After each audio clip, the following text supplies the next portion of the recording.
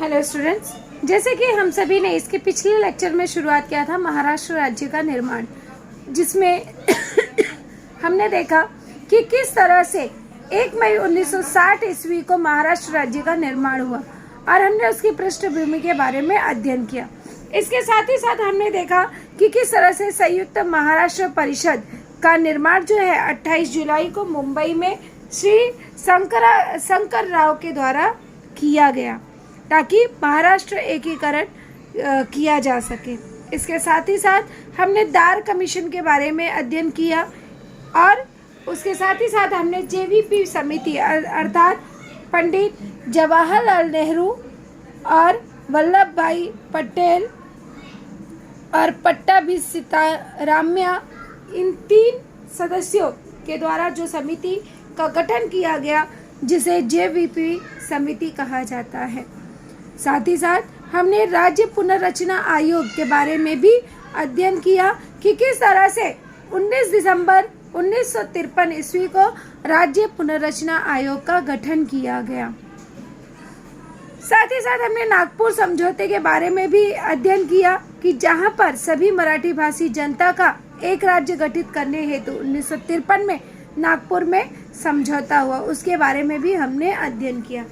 आज हम इसी कड़ी में आगे देखेंगे कि किस तरह से प्रत्यक्ष संघर्ष का प्रारंभ महाराष्ट्र में हुआ। तो मराठी भाषा जनता में असंतोष बढ़ता जा रहा था क्योंकि इनकी मांग थी कि मराठी भाषा प्रांत का निर्माण किया जाए, जिसमें सेनापति बापट के नेतृत्व में विधानसभा पर एक विशाल जुलूस निकाला गया। तो यहाँ पे रिक्त स्थान के लिए प्रश्न बनता है कि खालिस्तान के नेतृत्व में विधानसभा पर एक विशाल जुलूस निकाला गया, तो किसके अध्यक्षता में? सेनापति बापट के नेतृत्व में। और उस समय मोरारजी देसाई मुख्यमंत्री थे। उस समय मोरारजी देसाई महाराष्ट्र के मुख्यमंत्री थे और सरकार ने प्रतिबंधात्मक आदेश की घोषणा की। पुलिस ने जुलूस पर लाठियां चलाई, आंसू गैस के गोले छोड़े और इसी दिन शाम को कामगार मैदान पर लगभग 50,000 लोगों की सभा हुई, जिसमें कॉमरेड डांगे ने मार्गदर्शन किया। अभी यहाँ पे खालिस्तान ने प्रत्यक्ष संघर्ष में मार्गदर्शन किया, तो किसने किया? कॉमरेड डांगे। संयुक्त महाराष्ट्र की मांग का यह संघर्ष अधिक गतिमान बनाने के लिए 21 नवंबर 1955 ईस्वी को एक दिन की सांकेतिक हड़ताल करने का निर्णय किया गया और इस तरह से इसी को प्रत्यक्ष संघर्ष का नाम दिया गया। अब यहाँ पे कारण लिखो के लिए हमारा एक प्रश्न बनता है कि 21 नवंबर 1955 ईस्वी को एक दिन का सांकेतिक हड़ताल करने का निर्णय किया गया। तो फर्स्ट पॉइंट लिखेंगे हम कि मराठी भाषी जनता में असंतोष बढ़ता जा रहा था। सेकंड पॉइंट, सेनापति बापट के नेतृत्व में विधानसभा पर एक विशाल जुलूस निकाला गया। थर्ड पॉइंट, उस समय मोरारजी देसाई मुख्यमंत्री महाराष्ट्र के मुख्यमंत्री थे, तो सरकार ने प्रतिबंधात्मक आदेश का घोषणा किया और इस तरह से पुलिस के जुलूस पर लाठियां चलाई गई, आंसू गैस के गोले छोड़े गए और इसी दिन शाम को कामगार मैदान पर लगभग 50,000 लोगों की सभा हुई, जिसमें कॉमरेड डांगे ने मार्गदर्शन किया। अगला पॉइंट हम लिखेंगे कि संयुक्त महाराष्ट्र की मांग का यह संघर्ष अधिक गतिमान बनाने के लिए 21 नवंबर 1955 ईस्वी को सांकेतिक हड़ताल करने का निर्णय किया गया। तो इसी को प्रत्यक्ष संघर्ष के नाम से जाना जाता है। अब इसी कड़ी में हम आगे देखेंगे संयुक्त महाराष्ट्र समिति की स्थापना की, किस तरह से संयुक्त महाराष्ट्र समिति की स्थापना की गई।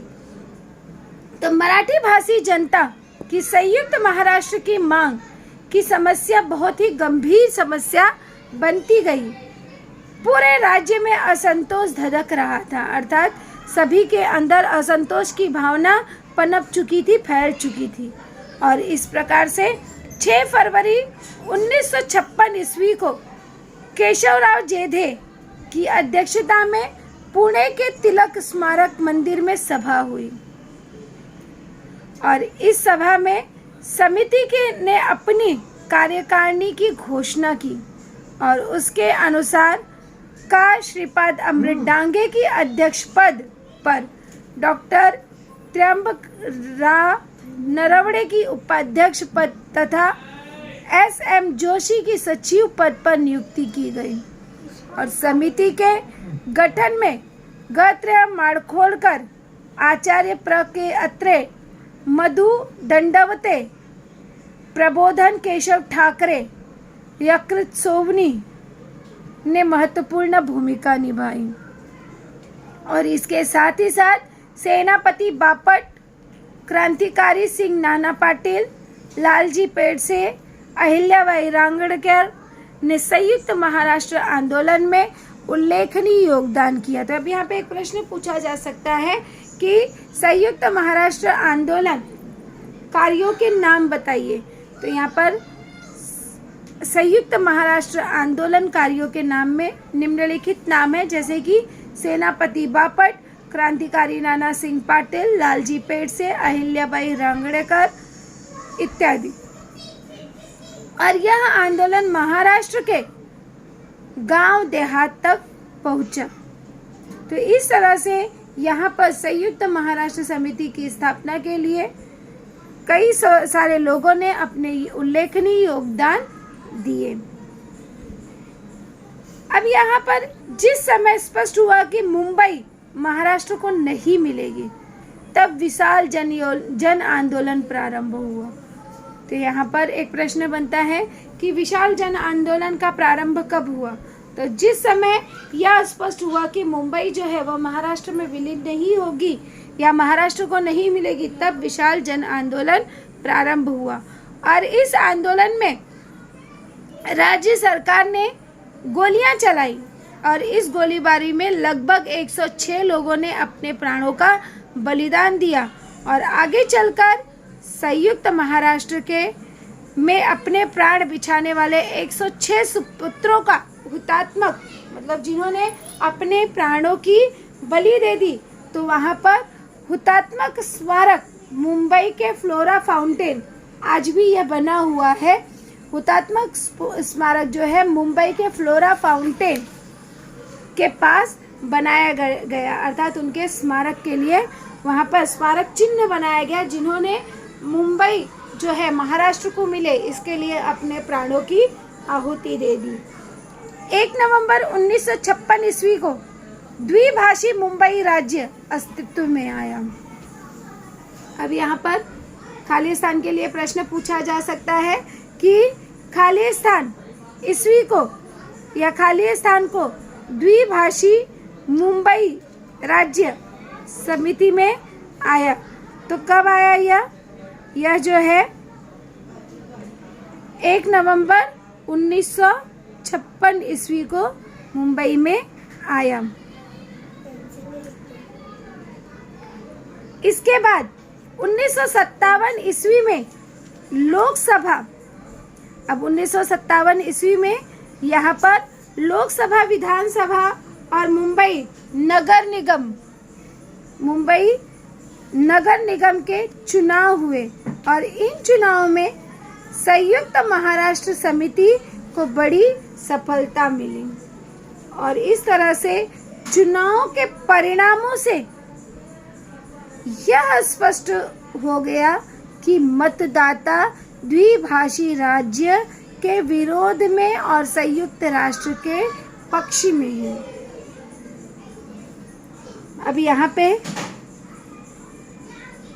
एक प्रश्न बना सकते हैं, पूछा जा सकता है कि चुनाव के परिणामों से क्या स्पष्ट हुआ? तो चुनाव के परिणामों से यह स्पष्ट हो गया कि मतदाता द्विभाषी राज्य के विरोध में और संयुक्त राष्ट्र के पक्ष में है।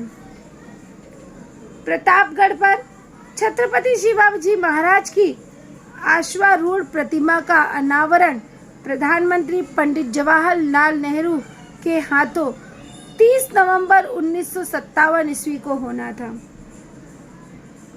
और इस दिन संयुक्त महाराष्ट्र समिति ने भाई माधवराव बागल के नेतृत्व में विशाल जुलूस निकाला, जिसमें एसएम जोशी, नागगोरे, जयवंतराव तिलक, प्र.के. अत्रे, उद्धवराव पाटिल आदि नेता उपस्थित थे। तो यहाँ पर एक प्रश्न बनता है कि 30 नवंबर 1957 ईस्वी में के आंदोलन में कौन कौन से लोग प्रमुखतः उपस्थित थे। तो कौन कौन थे? एसएम जोशी, नागगोरे, जयवंतराव तिलक, प्र.के. अत्रे, उद्धवराव पाटिल आदि लोग थे, जिसमें से समिति ने पसरनी घाट और पोलादपुर के पास जबरदस्त प्रदर्शन किया।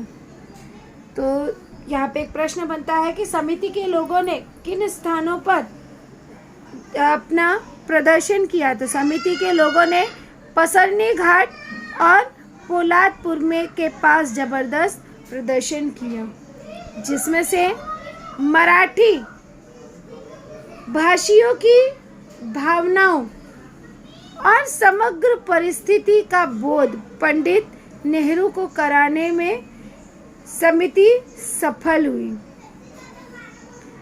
संयुक्त महाराष्ट्र समिति के नेतृत्व में हुए आंदोलन के फलस्वरूप केंद्र सरकार महाराष्ट्र राज्य के निर्माण हेतु अनुकूल हुई।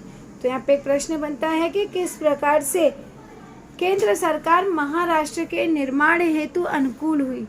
तो संयुक्त महाराष्ट्र समिति के नेतृत्व में हुए आंदोलन के फलस्वरूप उनके कारण ही केंद्र सरकार महाराष्ट्र राज्य के निर्माण हेतु अनुकूल हुई और इस समय कांग्रेस अध्यक्ष इंदिरा गांधी ने अपने प्रभाव का उपयोग करके संयुक्त महाराष्ट्र के पक्ष में किया और आगे चलकर केंद्र सरकार ने 2 भाषी प्रांतों अर्थात महाराष्ट्र और गुजरात की रचना को मान्यता प्रदान की। तो अब यहाँ पे एक प्रश्न बनता है कि महाराष्ट्र और गुजरात राज्य को मान्यता प्रदान हुआ। तो यहाँ पे फर्स्ट पॉइंट है हमारा, संयुक्त महाराष्ट्र समिति के नेतृत्व में हुए आंदोलन के फलस्वरूप केंद्र सरकार महाराष्ट्र राज्य के निर्माण हेतु अनुकूल बनी। दूसरा पॉइंट है, इस समय कांग्रेस अध्यक्ष इंदिरा गांधी ने अपने प्रभाव का उपयोग करके संयुक्त महाराष्ट्र के पक्ष में किया। और तीसरा पॉइंट हम लिखेंगे कि केंद्र सरकार ने 2 भाषी प्रांतों अर्थात महाराष्ट्र और गुजरात की रचना को मान्यता प्रदान किया और इस प्रकार से अप्रैल 1960 ईस्वी में संसद ने मुंबई पुनर्रचना कानून को पारित किया। तो यहाँ पर एक रिक्त स्थान का प्रश्न बनता है कि खाली स्थान में संसद ने मुंबई पुनर्रचना कानून को पारित किया। तो अप्रैल 1960 को, या इस तरह से भी पूछा जा सकता है कि अप्रैल 1960 ईस्वी में संसद ने कौन सा कानून पारित किया। तो अप्रैल 1960 ईस्वी में संसद ने मुंबई पुनर्रचना कानून को पारित किया। इस कानून के अनुसार 1 मई 1960 ईस्वी को महाराष्ट्र राज्य का निर्माण किया गया। तो यहाँ पे फिर से एक प्रश्न पूछा जा सकता है कि महाराष्ट्र राज्य का निर्माण कब हुआ। तो 1 मई 1960 को हुआ, इसीलिए 1 मई को हम महाराष्ट्र दिवस के रूप में मनाते हैं, क्योंकि उसका गठन जो है 1 मई 1960 ईस्वी को हुआ था। 1 मई 1960 को तड़के राजभवन में विशेष समारोह हुआ। अभी यहाँ पर खालिस्तान के लिए पूछा जा सकता है कि 1 मई 1960 ईस्वी को खालिस्तान राजभवन में विशेष समारोह हुआ। तो कहाँ पर हुआ? तड़के राजभवन का नाम है। और इस समारोह में पंडित जवाहरलाल नेहरू ने श्रमिक दिवस के दिन महाराष्ट्र राज्य को आधिकारिक रूप में घोषणा की, इसलिए इस दिन को श्रमिक दिवस के रूप में भी मनाया जाता है। और इस प्रकार से महाराष्ट्र के प्रथम मुख्यमंत्री के रूप में यशवंतराव चौहान ने दायित्व संभाला। तो यहाँ पे प्रश्न बनता है कि महाराष्ट्र के प्रथम मुख्यमंत्री कौन थे? तो महाराष्ट्र के प्रथम मुख्यमंत्री यशवंतराव चौहान थे। या खाली स्थान के लिए प्रश्न पूछा जा सकता है कि खाली स्थान के प्रथम मुख्यमंत्री के रूप में यशवंतराव चौहान ने दायित्व संभाला, तो महाराष्ट्र। या इस तरह से भी पूछा जा सकता है कि महाराष्ट्र के प्रथम मुख्यमंत्री के रूप में खाली स्थान ने दायित्व संभाला, तो किसने संभाला? यशवंतराव चौहान ने संभाला। और इस प्रकार से महाराष्ट्र राज्य का निर्माण हुआ।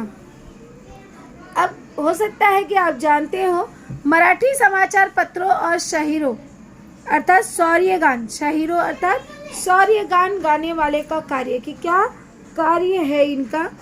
इस आंदोलन में जब महाराष्ट्र राज्य निर्माण, तो इस आंदोलन में समाचार पत्रों की भूमिका जो है वह महत्वपूर्ण रही। अभी यहाँ पर प्रश्न पूछा जा सकता है कि महाराष्ट्र राज्य निर्माण आंदोलन में खाली स्थानों की भूमिका महत्वपूर्ण रही, तो किसकी भूमिका महत्वपूर्ण रही?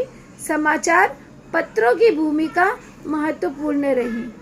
प्रबोधन, केसरी, सकाल, नवाकाल, नवयुग, प्रभात जैसे अनेक समाचार पत्रों के जन जागरण का कार्य किया, अर्थात लोगों को जागृत करने का कार्य किया। तो यहाँ पे प्रश्न बनता है कि समाचार पत्रों के नाम बताइए। तो यहाँ पर समाचार पत्रों के नाम क्या है? प्रबोधन, केसरी, सकाल, नवकाल, नवयुग, प्रभात इत्यादि, ये सब समाचार पत्रों के नाम हैं। संयुक्त महाराष्ट्र आंदोलन में आचार्य अत्रे ने मराठा समाचार पत्र में उल्लेखनीय कार्य किया। तो यहाँ पर एक प्रश्न बनता है कि मराठा समाचार पत्र में उल्लेखनीय कार्य किसने किया? तो महाराष्ट्र समाचार पत्र में आचार्य अत्रे ने अपना उल्लेखनीय कार्य किया।